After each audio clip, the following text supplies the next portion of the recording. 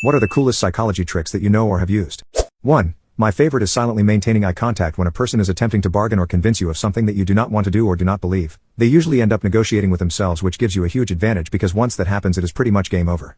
2. I use the gray rock method on my narcissist brother-in-law. Basically I made myself so dull and boring and the opposite of drama that he learned to avoid me at all costs. It worked like a charm and only took 4 to 5 encounters to take effect. 3. In an argument speak softly. It forces active listening which leads to active thinking. When they are listening and thinking they are not yelling, arguing or talking. 4. If someone is talking or preoccupied you can hold out your hand and they will give you whatever they are holding. I did it to my sister with the car keys and made her think she lost them somewhere at the store. 5. You want someone you just met to like you, ask them open-ended questions about themselves. Do not wait for your turn to speak. Listen and then ask a follow-up question based on what they said. If you do that a couple of times that person feels heard and appreciated by you. If they realize they are doing all the talking they will apologize and ask a question of you. If your answer is short and pivots back into something they said you have now formed a connection in their mind as a good listener who is interested in what they have to say. People like that a lot.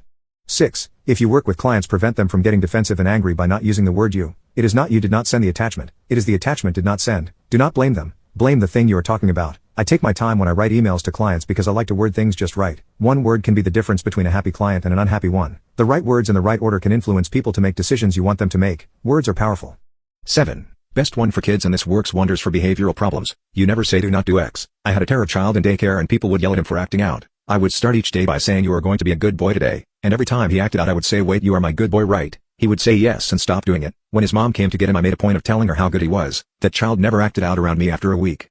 8. Have a toddler that is in a bad mood. Sit down with them. Look them straight in the eye and say you are mad, so do not laugh. Just keep repeating it as seriously as you can. I have done it for 15 different cousins over a couple of decades, and by the 5th repetition of do not laugh they are busting a gut and rolling on the floor.